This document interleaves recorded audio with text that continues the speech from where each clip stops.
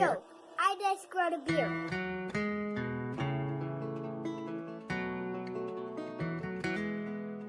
In real life.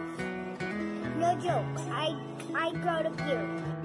Hey guys, it's Reese here again. I think all those turtles from our pond.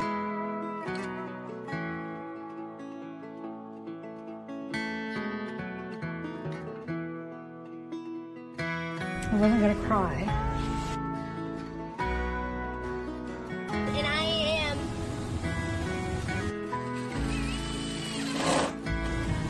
toy hunting.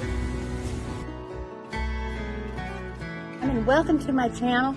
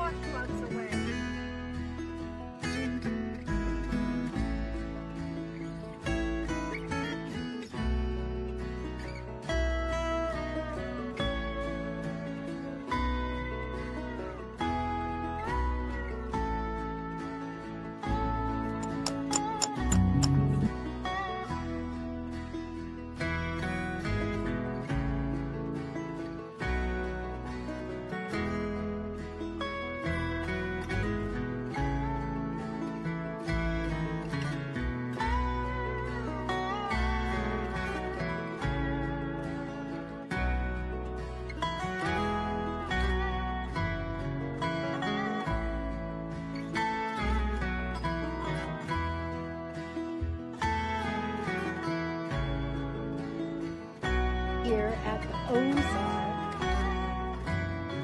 YouTube scrap.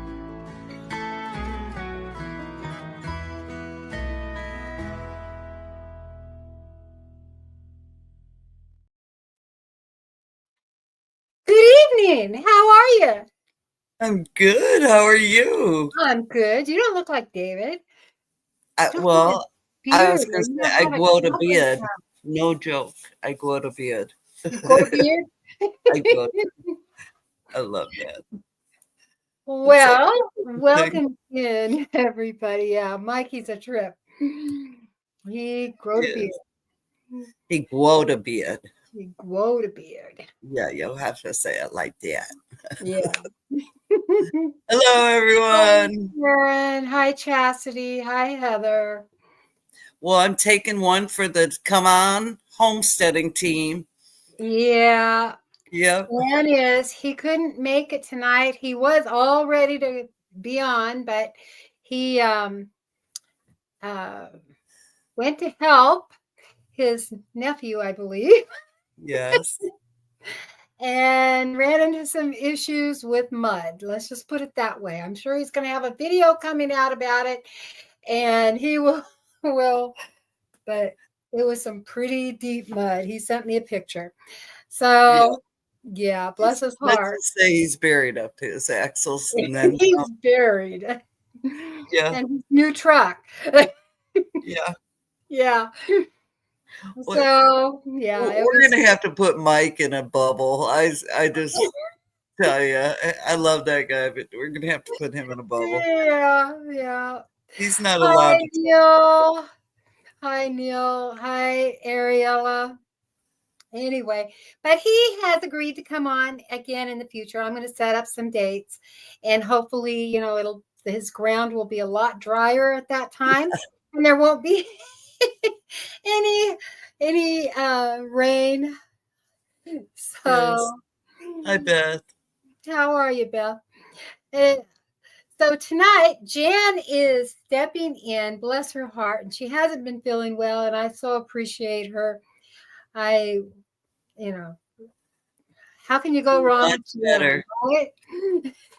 And a lot of prayers. Lots of prayers go up. Well, we love you. And a couple of things I want to say to start with. Ariella's in the audience. Hi, Karen. Ariella's in the audience, and I want to make sure that I told her that I would be reminding everybody that, you know, she's trying her hardest to get to America. And I have left her channel link in the description box below. So you can go over if you feel like you want to support her cause, go on over and she will give you her PayPal address and yeah. So I love her and I just want to do what I can do to help. And if any of you feel compelled to go help her, just go check it out. So that being said, how are we going to start this tonight now, Jan?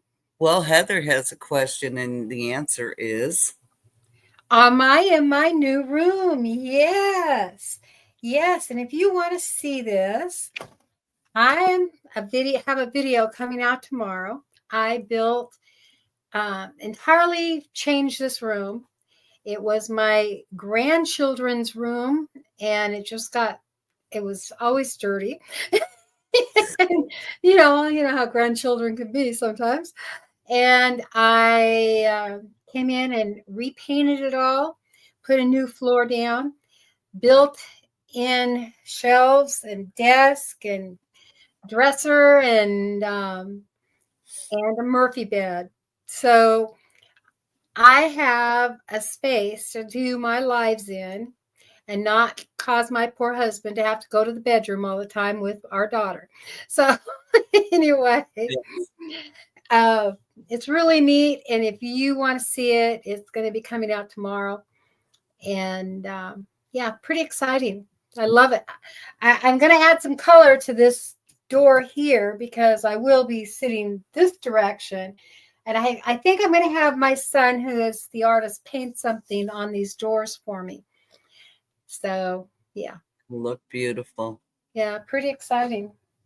Yeah. Love it. I love it. I can come in here. It's quiet and it's, I'm not distracted. Right now I've got you guys on a little TV tray. So you're my dinner. Oh, anyway. So I just want to thank everybody for coming in and yeah, hope you're having a good evening. we're going to turn the tables tonight.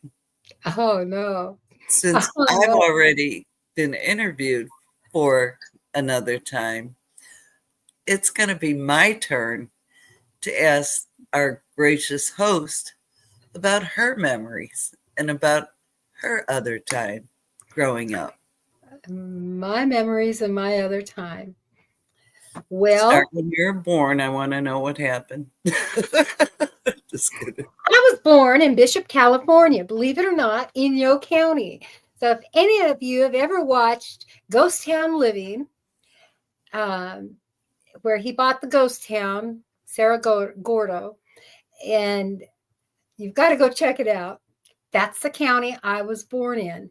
And it's nothing but desert and mountains. Desert is mountains. Hi, Tammy. How are you? And it is a very arid, interesting place in California. So that's where I was born. Okay. Did you have slippers on? I always wore slippers. A lot of you don't know the slipper joke. Okay. There's a slipper joke. There's a slipper joke.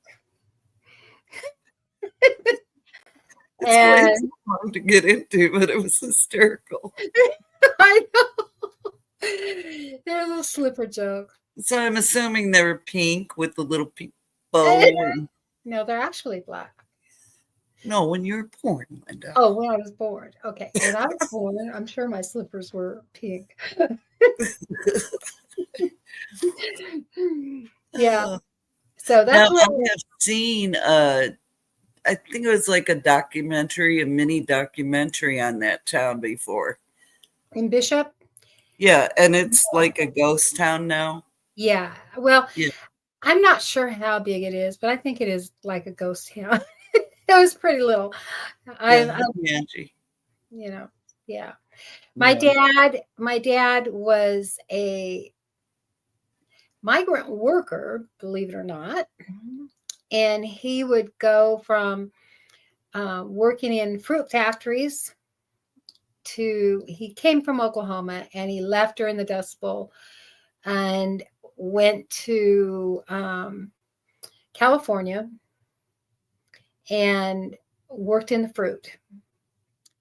So he had an interesting history. He really had an interesting history. And he worked in the fruit industry. And then he switched over to potatoes. And he would actually go in and sew up the gunny sacks of potatoes. And I always thought it was so cool because he'd bring home gunny sacks all the time and these great big needles and burlap thread, you know, but yeah, we moved shortly after there, after being born in Bishop. We lived in, believe it or not, 80 or 100 miles away from where they tested the nuclear bombs or the hydrogen bombs at the time in Nevada.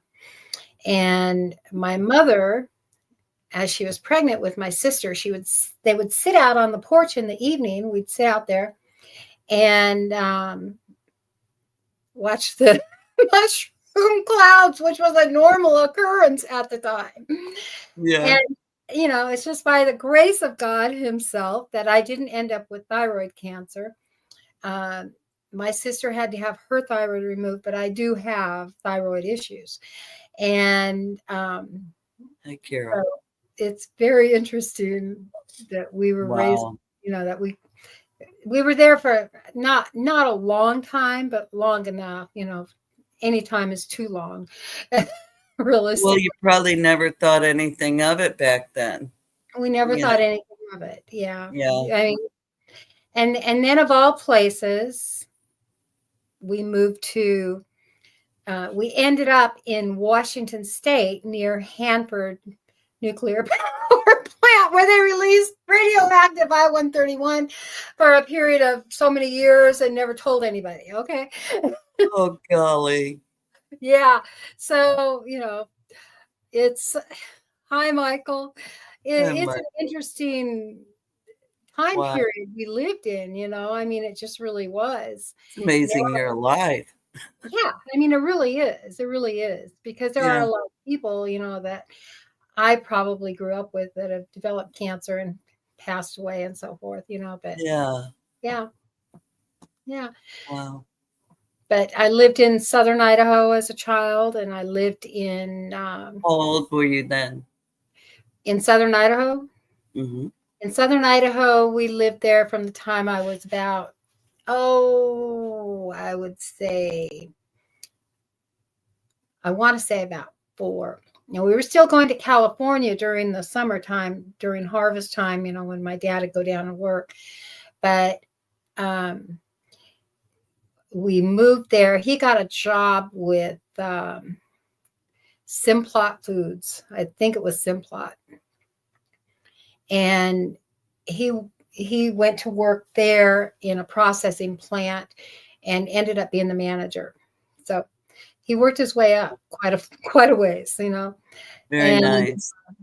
yeah, we lived in Southern Idaho, in Rupert, Idaho, I believe it was, when President Kennedy was assassinated. And I remember seeing that on the news as a child, when in our house that we lived in. So I remember the whole house and everything. And it just struck me. Yeah. Yeah. Yeah. So then we moved to, we lived in a few places in Idaho, and then we moved up to Washington State, where it was my dad's work that took him. And overall, I lived in 66 different places growing up. Wow. Yeah. Wow. 66 different places. And he wasn't even in the military. It was all from his job and us moving one place to another to set up processing plants, or to go help a processing plant. And we'd be there for, sometimes 8 months, 3 months. It just depended. So it wasn't easy for you to acclimate to school or make close friends, I because just learned not to make close friends. I think that's how I acclimated, is I learned not to make close friends until, I mean, Mm-hmm. realistically, all my life until recently, I never really had close friends. Yeah. Yeah, Yeah. because That I just lose them. I mean, it's like you just you knew why? you were going to have to move. Exactly. Yeah. Yeah. And what about your siblings? How many siblings did you have? And Well, my dad was married before my mother, so I have 4 half siblings from his first marriage. And then there was 4 of us, and then there's 3 of his last marriage. So there were a total of 11 of us for my dad. wow. So quite a few. And Yeah. he came from a big family. So did my mother. And were you all close? Our siblings, Mm-hmm. no, my older siblings, they were uh, either older than my mother or close to my mother's age. Yeah. Except for my brother. I have a brother, Michael, that I hope to find someday. Um, he is less than a year apart from me, and I have not. Hi, Carson. I have not seen Hey, him Kevin. since I was 16. And then 2 of my siblings, um, actually 3, have passed away. So, Gotcha. mhm. Yep. Kevin from Tuber Chat just popped in. Angie says she Hi, has a similar upbringing to you. shady man. Angie has a similar upbringing to me. Yeah, I don't feel like I was neglected or had a bad childhood. Realistically, I mean, there were things that I didn't like, but I think it made me much more prepared for the things that I would have to go through later on in life. I mean, realistically, Independent.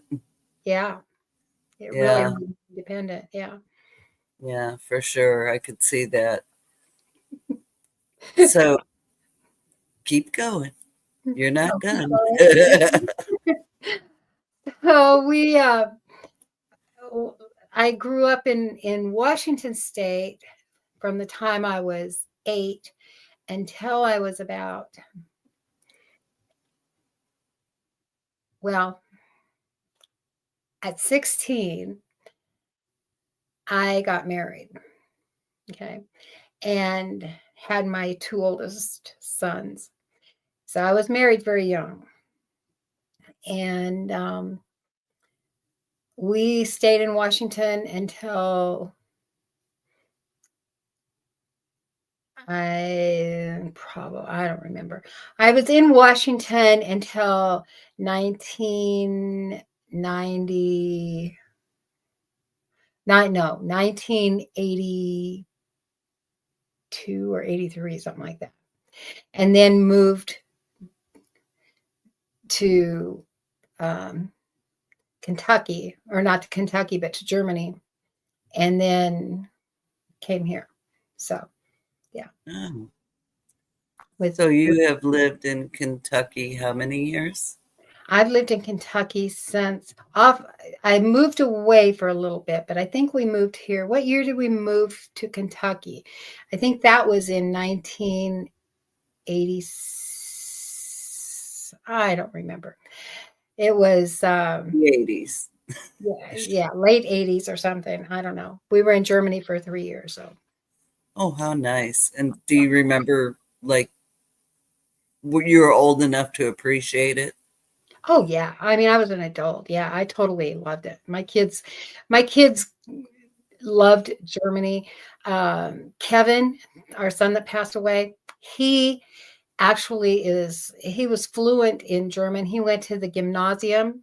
He picked up the language so quickly that they just put him in German school, and he went to the highest level of German school. And yeah, he did fine. And while their school system's so different, and he got to learn English from a German perspective. He took German and he took Latin all while he was at school. And I think he was only in 7th grade, 6th grade, something like that. I don't remember what Wow. grade he was in. Yeah. So he did really well. That's awesome. Yeah.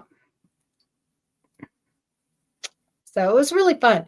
And I learned a lot of the language because I would sit and memorize 30 words a day. I just learned 30 words a day.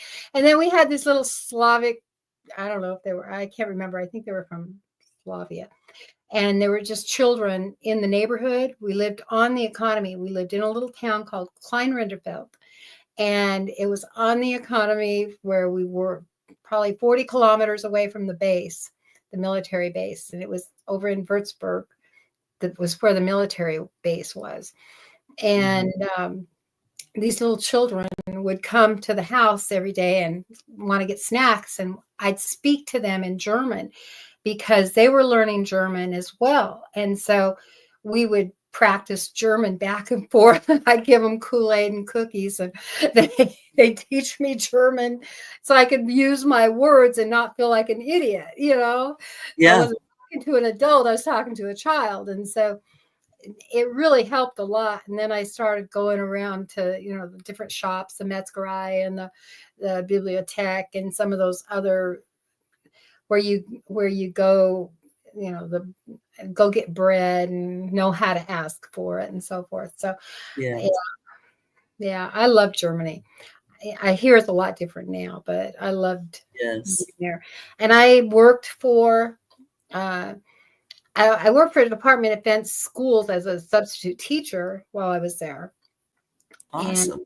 But I also worked for a couple of German women. One had a farm, and I worked cleaning out the horse stables, and which was a blast. I thought it was a blast. And they're really picky. So, by the time their horse stables are clean, they're clean. And they have these old horse stables that are made of stone and just incredible. And yeah, they have to. I've never seen such a clean society in the sense that they go out and they scrub their sidewalks every day, and they're with scrub brushes and scrubbing their steps going down to the sidewalk. I mean, they just are really, really picky about all that. And so it was fun. It was a lot of fun to see. And the most difficult time was when we first got there, and when we first got there, I think there were 2 other families that were American, and everybody else was German. And there were a lot of elderly people in that little village, and they really didn't care for Americans, and so you really had to every day I just go up to them and greet them, in German greeting, and I wasn't going to give up. And no matter what, I said, I don't care if they spit in my face. And some of them were kind of not very nice at times, but I just kept it up and kept it up. And by the time I left, everybody liked me, and it was fun. It was fun. That's awesome. I love people. I don't care how ornery they come across. You never know their story. And so I just love people. Yeah. Well, you're an easy person to love. So Oh, you're just just I don't kidding. know. Richard might say different. So was that your first experience around animals? No. When I was a child, I mean, my parents, wherever we lived, we always lived like in the country, and we lived on this one place where we had a great big old bull. His name was Ferdinand, and, and they'd rent him out. I was scared to death of Ferdinand. And then they had I had a cow, had a calf, a little Guernsey calf. She stepped on my toe. I remember that, and it made my toenail all black. And I loved her. And then one day she disappeared and I didn't know why. They said she got sick and died. I'm like, mm-hmm. Yeah. And then, oh, my mom and my grandma, they buy we had this huge chicken coop and they bought I think it was 300 chicks, meat birds. They bought 300. Hi, Arlene.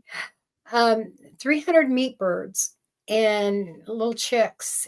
And I'll never forget. I was so traumatized the first time I ever saw them kill these birds.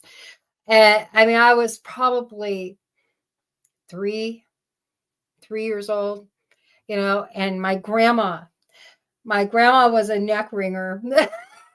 She was the neck ringer. And I'm just sitting there watching my grandma and my mom and thinking that, oh my gosh, I'm scared to death of them now because they're birds. It had such a profound effect on me that to this day, I have a hard time processing chickens because I always think of that, I always think of that. But yeah. I was never allowed to see the chickens processed. I didn't even know they did that. Yeah. And my aunt had a farm, an uncle, and my dad would always make me stay by the house. Yeah. That's probably why. Yeah. I mean, it really did. It traumatized me as far as processing birds. And then, my dad always went duck hunting and pheasant hunting, and he'd take me all the time when I was a little girl. We'd go fishing all the time. Yeah.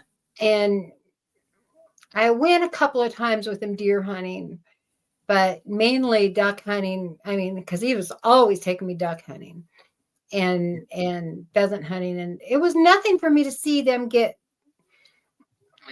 for them to process those birds. Yeah. But the chickens, for some reason, it's just like, oh my goodness. That's a lot of chickens. Yeah, it was. I mean, we always put up a ton of meat. My grandma was a big canner, and I learned to can very, very, very young and make bread very, very young. I was probably 7 or 8 when I learned how to make bread. Yeah. So, yeah. That's awesome. And everything, my mom sewed all our clothes, so I learned to sew. My grandmother sewed all our clothes.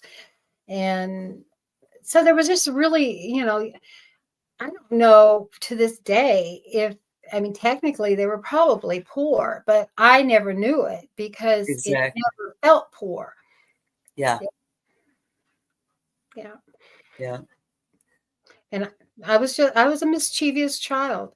I'm not going to lie. Okay. My mom had gotten all these Christmas presents and locked them all in a closet. And one day, while my dad was supposed to be sleeping during the day because he worked nights, my mom had to go to the doctor or something. And I took all the presents out and wrapped them all, showed Rhonda, my sister, what she was getting, what I was getting. I don't know if they were the right ones because I was only 4. And then I put them all back in the closet. And they were, of course, not wrapped the way she wrapped them. Oh, she had already wrapped them and you unwrapped them and rewrapped. I unwrapped them and then I rewrapped, but I didn't wrap them. I rewrapped them like a 4-year-old or so would rewrap them. Carol went. Hi, Carol. You went to Germany too. Yeah, that's awesome. It's funny because my ex-son-in-law's mother escaped from the bombing. Mariana was her name, and she always spoke German to us. Yeah. And my dad was part German, and he taught me like 4 words, so, and Mariana just go, blah, blah, blah, blah. We're like, no, Mom, English, Mariana, She's, Miss Jane. She always said, Miss Jane. I love you. You need to learn the German. And I'm like, I don't know it. I know Danke, bitte, you Yeah. know. Yeah. Yeah. But And in reality, German should be an easy language for us to learn because it's right next to us on the language tree. yeah, And where French and Spanish are far across the tree, so the ones closest to us are the ones that are actually supposed to be easier because they're more like our language. But it's funny. I used to speak fluent Spanish when I worked at the phone company, and now I know very, very little. yeah, It's like if you don't use it, you lose it. It's so true. use it. I mean, Yeah. there's a lot I can still say, but there's a lot I've forgotten. Sign language. I took sign language and same thing. And, I know my alphabets, I know some words, but I can butcher a sentence. Yeah. So what happened after that? Then you came back home to the States and Um, we just have lived in Kentucky. We've lived in Kentucky. I did move away for about 3 years and back to Washington, but it was Kentucky that was calling me. I've lived in Kentucky way more than anywhere else, and so Kentucky's home. And just the people, the climate, it's funny too because in doing my dad's genealogy, I found that some of his family had settled in Kentucky way back in the 1800s. And oh, yeah, most of them ended up in Oklahoma, of course, but yeah, Texas and Oklahoma. interesting. Yeah, Was it the same area or a different area of Kentucky? about 100 miles away from us. Yeah, Wow. Wow. yeah. That's So interesting. it's fascinating. I like to do genealogy, but I I just just learned about my dad's genealogy several years ago. We had no idea. We had no idea where he came from, who he. I mean, we had names that were dropped, but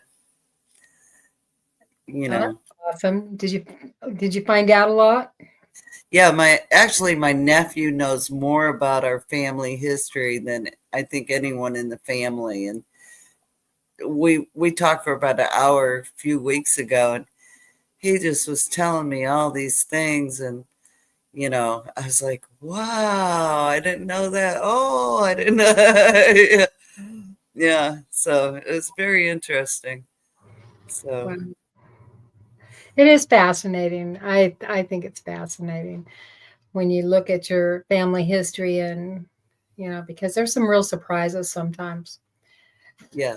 I'm not going to share all mine, but there's some real surprises sometimes. Oh, yeah. Yeah. If you end up doing the DNA and then you're like, oh, okay. Yeah. I, yeah. So then you're back in Kentucky and um, you did, obviously, you divorced. Yeah, I divorced and Richard and we've been married since 2001. Hi, Mona. We met in 2000. So we've been married a long time. Yeah. Now, how did you guys meet? We actually met online and set a date to go to church. Yep. That's how we met.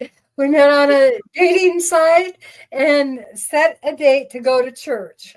And so That's we cool. went to his aunt's church and went to which was adorable. His aunt was adorable. She had every psalm memorized, every psalm. and she could just repeat them, and she was just the most incredible woman. And then we uh, went to dinner and walked around the river, and that was it. We ended up getting married, and yeah. Awesome. Yeah, he's an awesome man. He's a wonderful man. Yes, he is. He really. Oh, I see where you're trying to lead up to.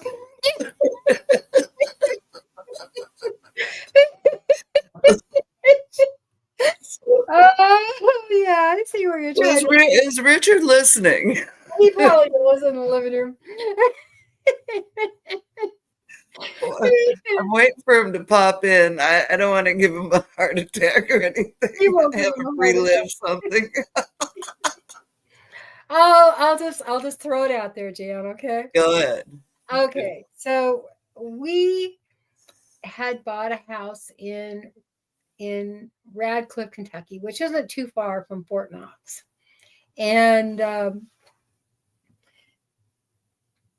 it was a 2-story bi-level home, nice house, set on 2 acres, and it was comfortable and nice and stuff, and I had just, growing up on farms and having animals and stuff, 2 acres just wasn't cutting it for me. I mean, that's the truth of the matter. and I just kept feeling this like nagging need that we needed to go off grid.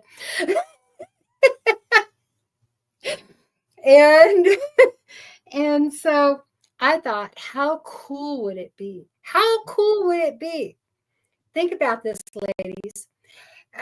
If I could go out and surprise my husband, buy him some land, and build a house on it that he can move on to, and he doesn't have to worry about building anything or doing any of the work, and it would all be done. He could just move in it.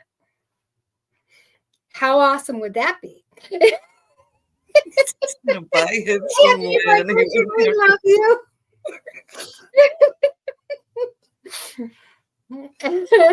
Wait, there's more, y'all. Don't leave. It gets better. So I buy this piece of land. It's like almost 15 acres. I thought, oh, well, this is cool. But it was all on hills. First off, it was all on hills. And the driveway was a good 1,000 feet. And it really wasn't a driveway. It was like somebody just cut a road, not even a road, because everything just washed out every time it would rain. Down this steep hill. Like David's. Yeah, like David's place. And it's a steep hill, and then up the hill, so there was a low spot, and then up the hill. And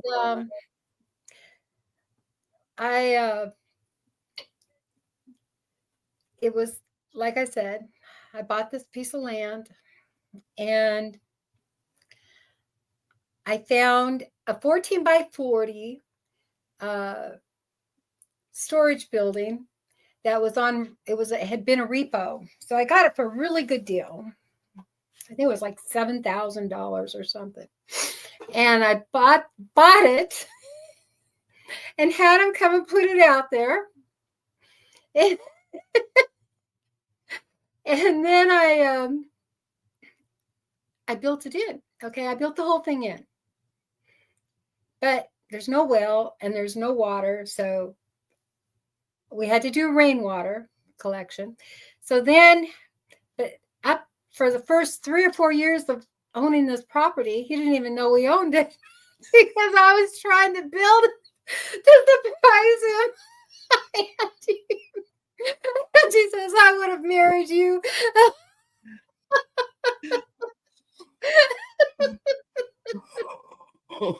She bought Richard the property. Hi, Rebecca. Did you hear that? Mona, welcome in. She didn't tell Richard she bought the I property. didn't tell her I bought the property. I was trying to surprise him, remember? That was the key. Surprising him. I wanted him to be able to retire and not have to do anything. Just relax. That's so sweet. Now you have to remember, okay, I worked part-time still at that time. And so I was driving to Louisville part-time, which was 40 some miles away, commuting back and forth to Louisville, going out to that land, which was another 40 miles away from our house, working on that building and getting home before he got home. Fixing dinner, making sure the house was clean. You can imagine what life was like. And then once I had the bedroom done, entirely done, there was a lot, all the insulation was done, and I had run the electrical and stuff. And we did a home church. Well, I'll get to that part in a little bit. But anyway, most of the electrical was run and most of the plumbing was run. Okay. I did it. And my son, Michael, he came in and he built up the bathroom, the walls. He framed up the walls to start with inside. And then I finished the bedroom. And I finished the loft. I installed windows. I put in we put drywall in the bedroom, and I built a whole wall of cabinet or shelves. So there was storage, and built the bed and the floor, everything. Is CB. And then he had the toilet. Huh? Yeah. They had a toilet. We just didn't have water yet. Anyway, hi, Hugo. So then I get up enough courage. I'm going to surprise him with the bedroom all finished. Of course, he's going to want to move out there. It looked beautiful. And so I tell him about it. Oh, he was mad. He was so mad. Did it go something like, you did what? He was so mad. Oh my goodness. And then once he got over the mad though, okay, I take him out there. And we cleared a bunch of land too. We cleared a bunch of the woods and stuff and got it so that there was some gravel and stuff like that. I kept doing stuff like that. That's when gravel was only $110 a truckload. And now, it's $1,100 a truckload. But anyway, yeah, I took him out there and he liked it. I think he liked the idea of retiring better than he liked the idea of moving out there, because we decided that we would 100% move out there as soon as I got the house finished. So that gave him a time to retire and break, and adjust to thinking about moving out there. So I finished the house. I'm thinking work was probably sounding really good when it was all said and done. And he bought that, those garages that the Amish make that are out of wood. They're really nice. And it comes in two parts. And he had that installed out there, actually. That was nice. It was, I think that he thought that was the nicest place. It was his garage. Yeah. And we had a shed that we had moved there. And so we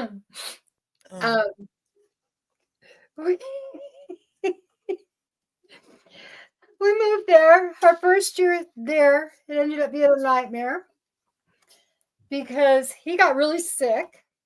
We had animals too. We had a donkey, that we transported. My son actually laid on him in the back of the Kia. I think it was in the Kia. And What there's is a it? miniature donkey, but he was bigger than a miniature donkey, okay? But we had a goat, a couple of sheep, and a donkey at the time, and some bunch of chickens and turkeys and ducks and everything else. But we'd gotten them all situated out there. Well, around November of the year we moved in there, Richard got really sick. And so sick that I ended up having to call. He was sick for like a month, and I ended up having to call the ambulance to come and take him. And we had a snowstorm that was, it wasn't that the snowstorm was so bad. It's that our driveway, the ambulance could not get down the driveway. They had to walk the stretcher all the way down that hill in the middle of the night and back up to our house to get him. And then they had to take him to the ambulance like that. And I couldn't even get out to go follow him. Nothing, because of the roads. So he comes home and he's recovering in bed, and the water heater freezes and a giant sinkhole opens up in between the garage, his brand new garage, and the shed. And I didn't want to tell him about it at first because I was scared he was going to just freak out. I mean, It was a big sinkhole. And so I went, while he was in bed, I had to, and this was a horrible, horrible winter. And I was so done by the end of that winter. I'm not kidding you. But I went up and hauled earth bags from the earth bag house that we were building for my son down into that sinkhole, and hauled probably about 100 of them. Never did anything. Never even did anything. So I just had to wait and let it go. And then I had to replace the hot water heater, and then our water was froze up. So, and then on top of that, we had crazy neighbors. So it was a terrible experience. And I know my poor husband, he is a saint. Okay. He is literally a saint. And he loves me so much. He does. He adores you. He really does. And I'm so grateful for him. I couldn't ask for a better husband, because in all of it, he could see how all of that led us to this property. And we probably never would have moved to this property had it not been for that experience. And So true. And so you just have to go with what God's putting on your heart and do what he tells you to do, regardless. And, he's going to see you through it all. That's how I live life. I'm not afraid of anything. If he tells me to do something, I'm going to do it, regardless. Yeah, exactly. That's. I told Linda today, I said, you have to know your husband adores you.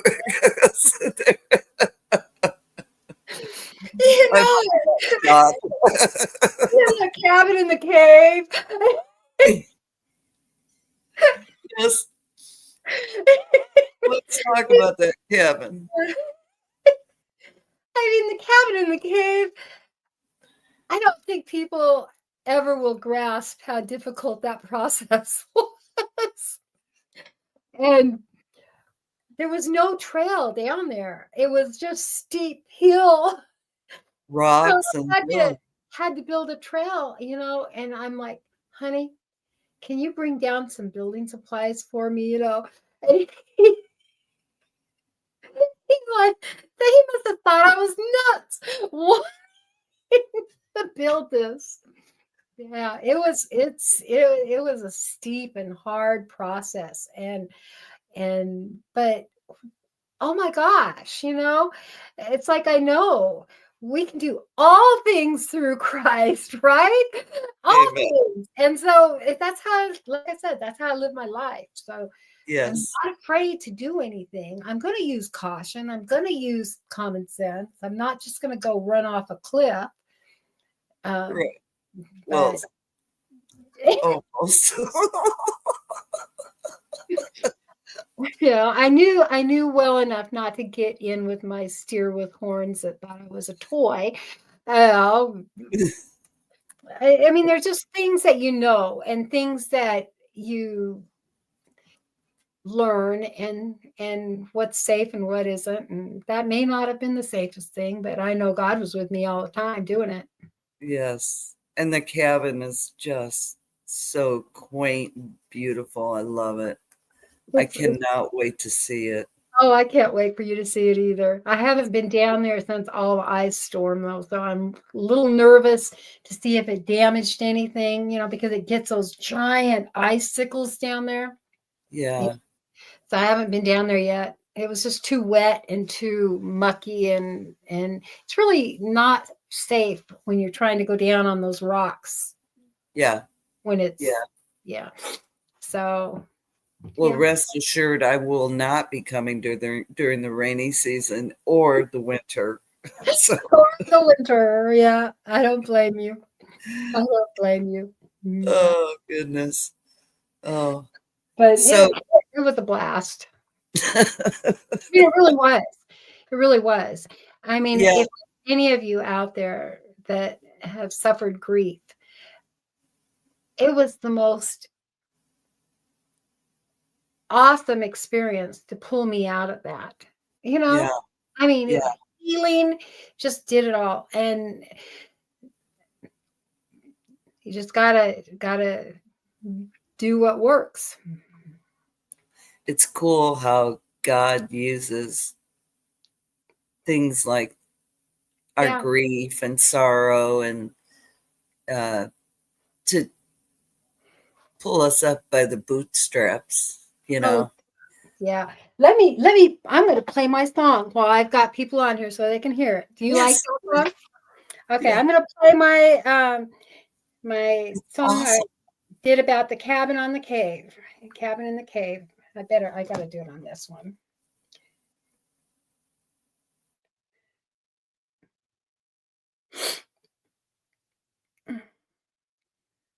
If I can find it.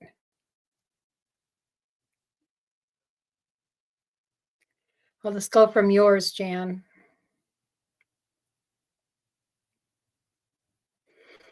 Be patient, everybody. I'm coming. I'm getting there. I'm getting there. I'm getting there. Here it is. Okay.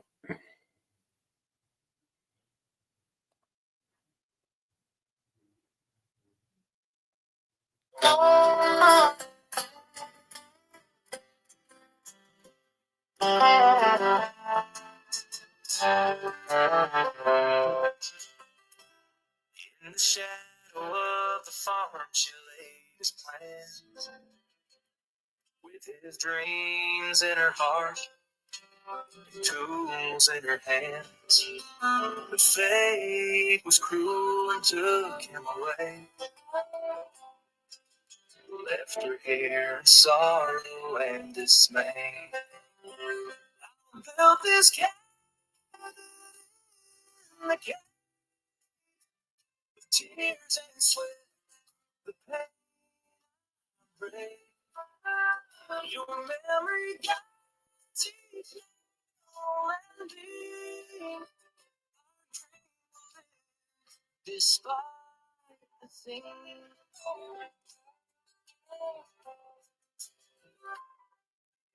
days cold, but I press on.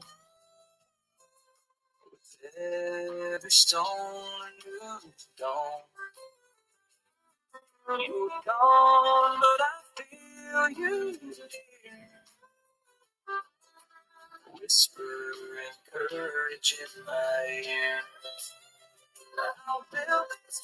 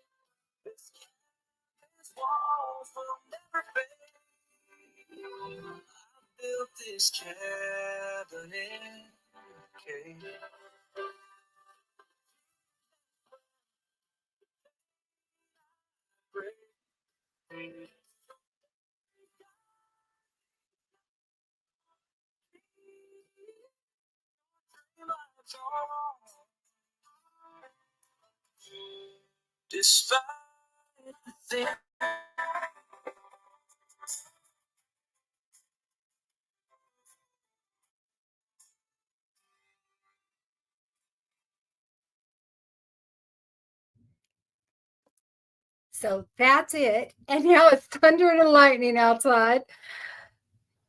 I just heard it. My poor dogs are probably going to be scared to death because they don't like the lightning. Linda, But you can download that music because it didn't do it justice in the phone, and yeah, then add it to your branding, yeah. and then you can play that In on the your beginning live. of my live, yeah, yeah. Yeah, and it's Oh, crystal thank clear. you guys. Thank you. I love y'all. I really love y'all. Yeah, for those of you that didn't know, that's that's Hey, Charles. from my son, because my son passed away. I built that cabin down there because we'd always talked about doing it. And so I thought, yeah. Yeah, So yeah, I am so grateful though. Truly, truly grateful.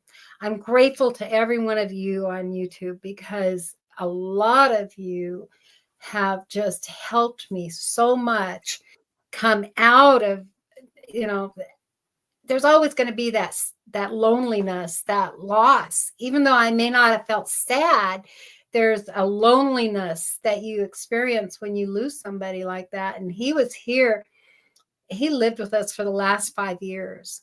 And I yeah, spent every day talking to him for hours. He was a talker. And so, it was a big loss for me. And yeah, so you guys have really been a blessing to me. And I just love you all. we love you. We love you so much. You're such a joy to have as our friend. Well, I appreciate everybody. And I want you guys to give Gail a big round of applause. Not Gail, Jan, because I'm getting ready to say Gail is next week. Give Jan a big round of applause and hold it for Gail for next week. Yeah.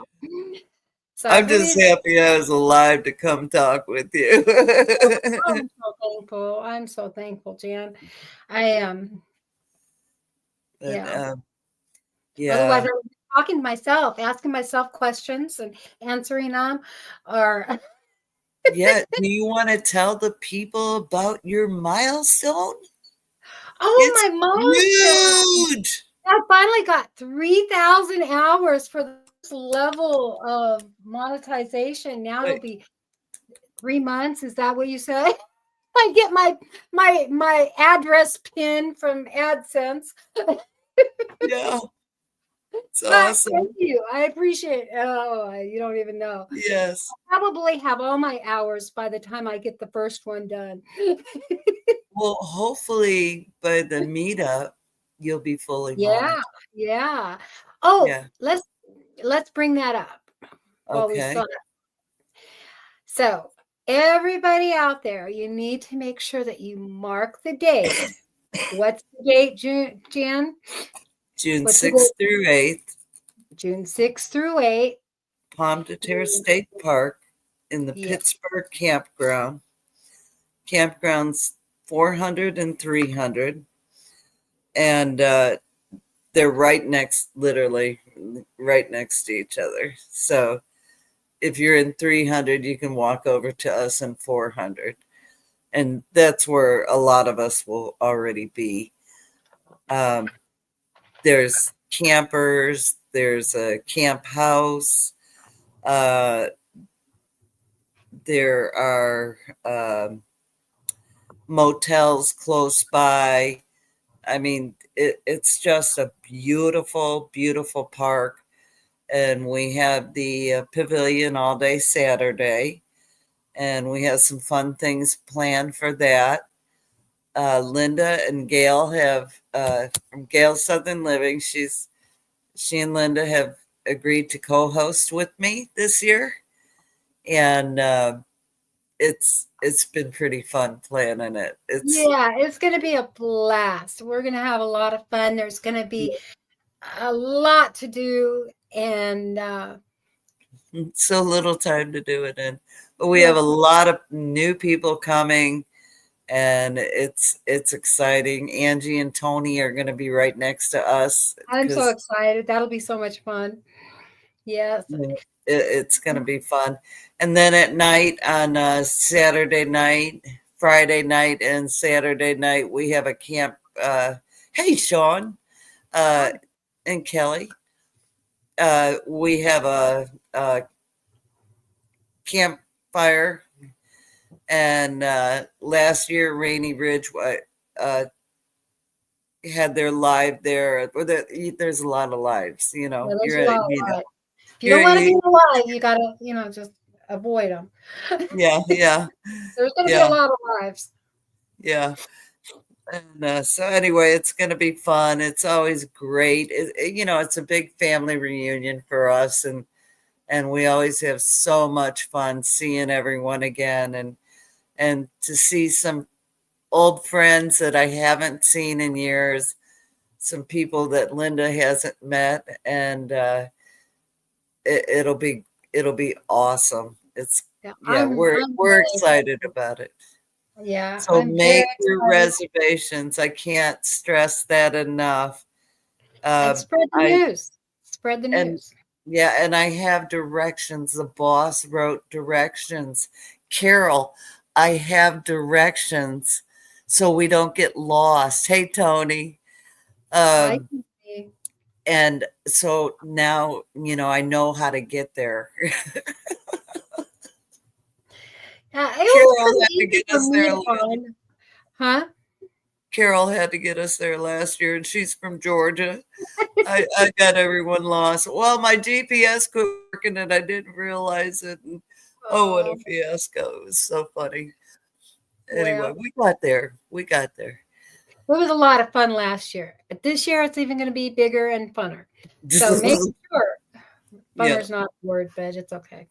Make sure that you make your reservations and keep watching for the updates. Updates, and we'll probably do a video all about it, right? Yep. So. You want to look for Nemo, little town called Nemo, and that'll take you straight to the park. Yeah. So it'll be a blast. I've got directions, Angie. Just saying. Oh, goodness. Well, it's after 9, Linda. Yeah, I was just going to say, I hope you all enjoyed having Jan on here tonight and listening to, I'm just going to tell y'all what I told Jan. I took my example out of the Bible of a virtuous woman, the one who gets up every morning and she goes out and looks for a piece of land and buys it. Her husband didn't buy it. So there you go. Okay. I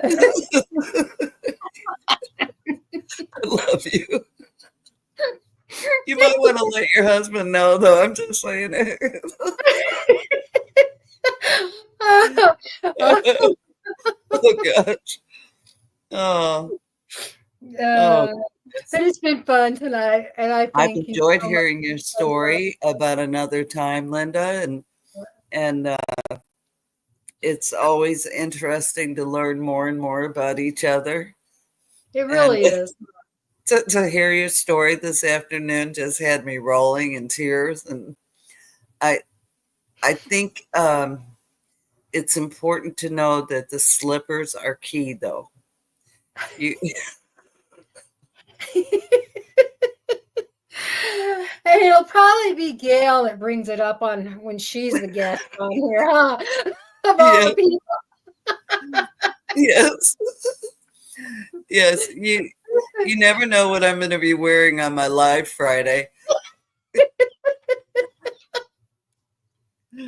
Oh, this is why Oh, when you have a group chat, y'all, things yeah, go exactly. south fast. And they did today. Yeah. Slippers, slippers. Yeah, that's Boas, slippers, feathers. Oh, I love y'all. oh. Well, we love you guys, and thank you so much. We're going to end this here. Have a Bye, fabulous Jim. rest of your week. Huh? I said, have a fabulous rest of your week. Exactly. Exactly. Love Thanks you. again. Love you. Yeah. Bye, y'all. No joke. I just growed a beard.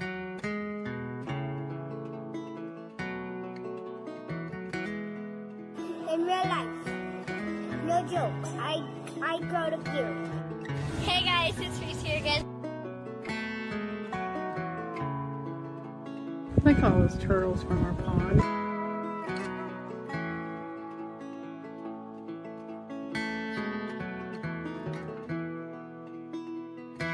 I wasn't gonna cry. And I am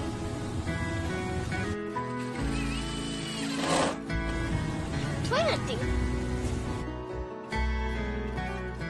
Welcome to my channel.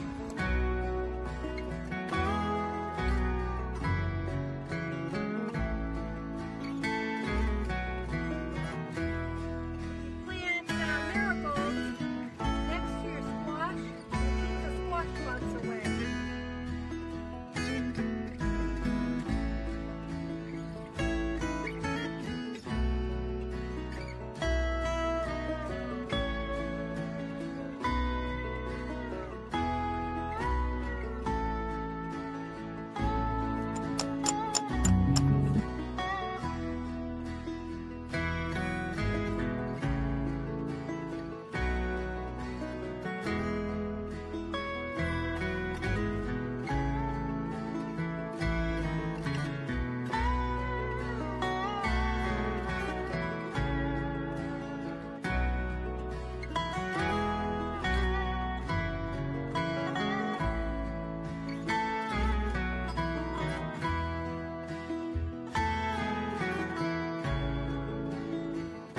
Here at the Ozark